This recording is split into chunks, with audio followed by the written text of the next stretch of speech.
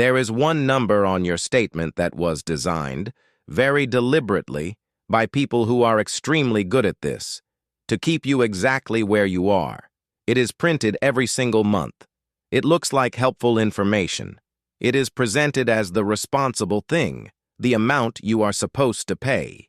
And it is, I would argue, the single most expensive number in personal finance. Today, I am going to show you the actual arithmetic behind it, and then I am going to show you the one-word change that turns decades into years.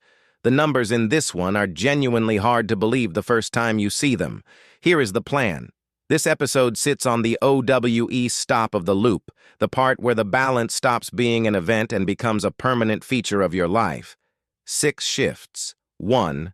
The minimum payment is an anchor, and it was engineered to be one. 2. You were sold a monthly payment, not a price. 3. Anchoring runs both ways. It makes an enormous total feel small and a tiny payment feel finished. 4. Compounding runs in reverse, and I will do the real math with you. 5. Available credit gets read by your brain as income. And 6. The fix, which is to pay against the balance instead of against the statement. Then the one number to set before your next payment date. The loop, earn, spend, owe, stress, spend again. We are standing on OWE. And here is what makes this stop different from the others. Spending is an event. It happens, it ends.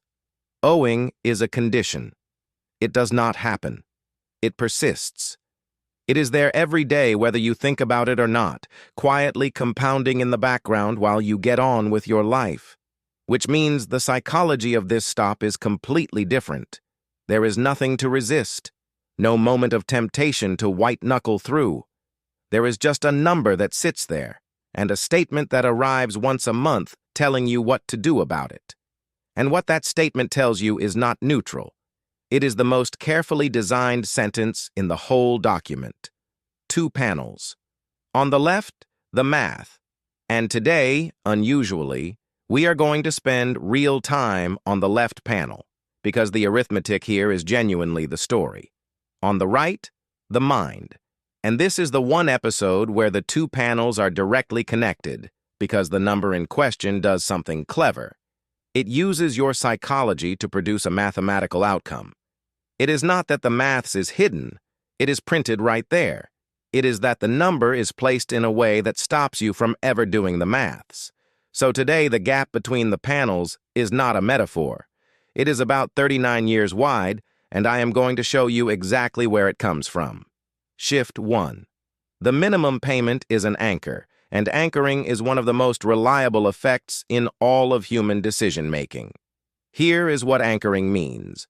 When you have to decide a number and you are even slightly unsure, your brain does not calculate from scratch. It grabs whatever number is nearby and adjusts from there. That is it. That is the whole effect. And it works even when the nearby number is completely irrelevant, even when you know it is irrelevant, even when you are actively trying not to be influenced by it. Now look at your statement. There is exactly one number presented as an action, not a range, not a set of options, one figure labeled as the amount due. Everything else on that page is a fact about the past. That number is the only instruction. So when you sit down to decide what to pay, you do not start from 0. You start at the minimum and adjust up a little, if you adjust at all. And I want to be careful here because this is not a conspiracy.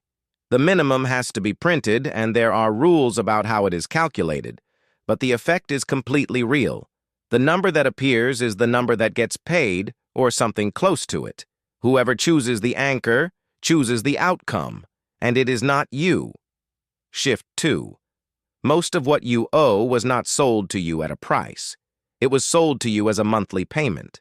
Listen for the question next time. Not, can you afford this? But, what can you afford per month? That question is the most expensive one in retail, and it does something very specific. It replaces the number that matters, the total cost, with a number that feels manageable. And a monthly payment feels manageable almost by construction, because you can always find some number of months that makes it so. Stretch the term and any price becomes small. That is the entire trick. $600 a month sounds like a decision about this month. $600 a month for 7 years is $50,000, and that is a decision about a substantial share of the next decade of your life. But nobody ever says the second number out loud because nobody is required to lead with it. And here is what makes this so effective. It is not a lie. The payment really is $600 a month. Every word is true. The manipulation is entirely in which true number gets said first. This is why buy now, pay later works so well, and why financing gets offered on things nobody used to finance. Once a purchase is quoted per month, the price stops being a fact about the item and becomes a fact about your cash flow. And your cash flow, unlike the price, always looks like it has room. Shift 3. The anchor works in both directions, and the second direction is the one nobody talks about. Direction 1, we covered. A big total gets made small by cutting it into payments. Direction 2 is worse. Once you have paid the minimum, something happens that has no mathematical justification whatsoever. You feel finished. The task is complete. You did the thing the statement asked. There is a genuine sense of having handled it. And if you have ever paid a minimum and felt a small wash of relief, that is exactly what I mean. Now look at what actually happened to the balance. On a $6,000 balance at around 20% a year, the interest alone is about $100 a month. A 2% minimum is $120. So you paid $120 and reduced what you owe by $20. You have that feeling of completion, and the number moved by 1/3 of 1%. That gap, between how done you feel and how done you are, is the machine. Because the feeling is what stops you from doing anything more. If paying the minimum felt like nothing, you would pay more. It is precisely because it feels like something that you stop. Shift 4. This is the real math, and it is the reason I made this episode.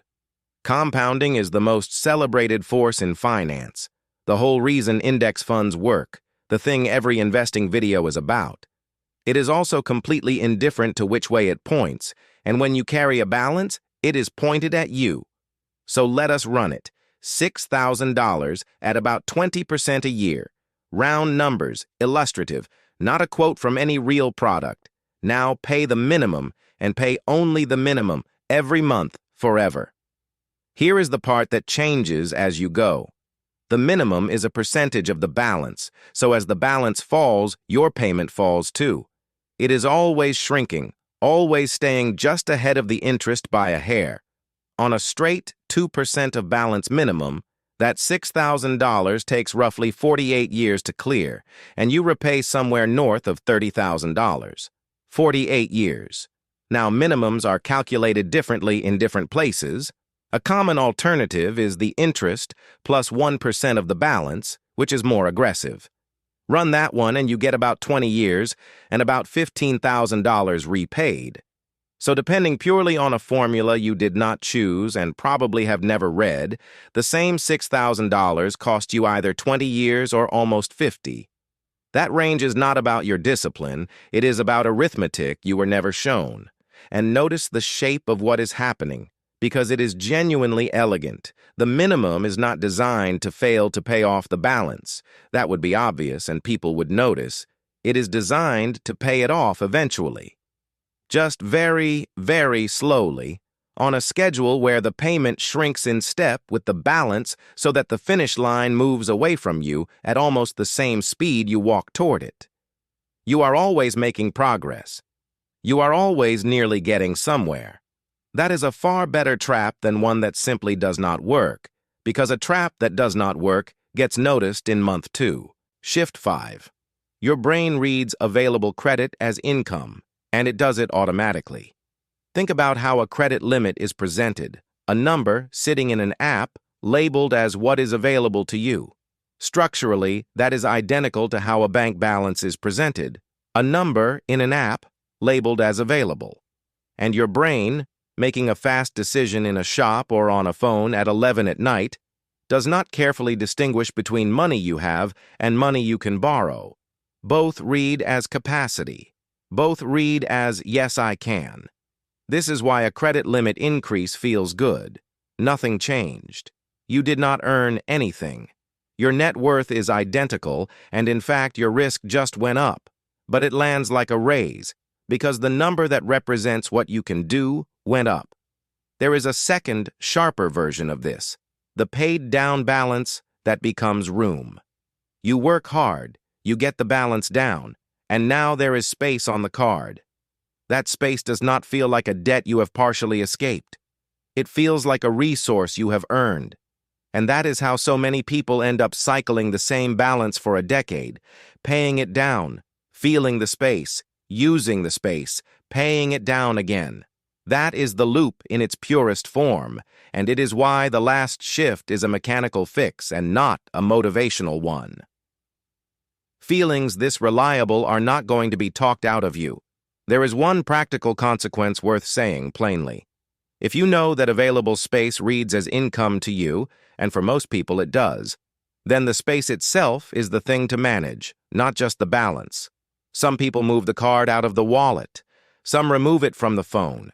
Some ask for the limit not to be raised. None of that is about willpower or virtue. It is about not leaving a number labeled available sitting in front of a brain that has already demonstrated what it does with one. Shift 6, and here is the fix. Pay against the balance, not against the statement. Concretely, pick one fixed number and pay that same number every single month, no matter what the minimum says. Do not let it fall. And here is why this is so much more powerful than it sounds.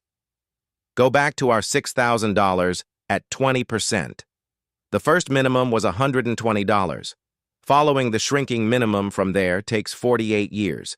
Now take that identical $120 and simply freeze it. Same money, same first payment, nothing extra out of your pocket in month 1. That balance clears in about 9 years, and you repay around $13,000 instead of over $30,000. Same first payment, 39 years of difference. Read that again, because it is the whole episode. The difference between 48 years and 9 years was not paying more. It was refusing to pay less. Every month the minimum falls, the system offers you a small discount, and taking that discount is what costs you the decades. And if you can go above the minimum, push it to 200, and it is 3.5 years and about 8,000. But the fixed part is doing more work than the size.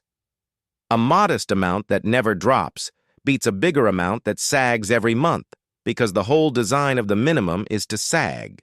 So here is the single move. Pick your number and automate it this week before your next payment date. 3 steps. First, look at your current minimum and pick a fixed amount at or above it that you are confident you can pay in a bad month. Not a good month. A bad month. This is important. Pick the number you can hold when things go wrong, because a payment you abandon in month 4 is worth less than a smaller one you keep for 4 years. Second, set it up as an automatic payment for that fixed amount, so it does not get redecided every month. The whole problem is that the decision gets made fresh each month, next to an anchor that keeps shrinking. Automation removes the decision entirely, which is the point. You are not trying to be more disciplined, you are trying to need less discipline. Third, and this is the one people skip, when the minimum drops, do nothing. That is the entire discipline of this method. The statement will offer you a smaller number month after month, and your only job is to not take it. If you want the advanced version, add one line. Anytime you clear a fixed obligation, a car finished, a subscription canceled, add that exact amount to your fixed payment. You are already living without it. And if you want to see what your own numbers do, any free payoff calculator will show you the fixed versus minimum gap in about 2 minutes. Just be ready for it, because it is a big number. So tell me in the comments, had you ever seen the minimum payment math laid out like that? I think it is the most underexplained number in personal finance, and I would like to know if it landed the way it landed for me. This is education, not financial or credit advice, and every figure here was a round illustration, not a quote from any real product. Next time we settle the argument you have probably already had with someone, snowball or avalanche, One of them is mathematically better. The other one is the one that actually gets people out. And I am going to show you why that is not a contradiction, and why the answer has almost nothing to do with interest rates and almost everything to do with what happens to you in month 9. I will see you there.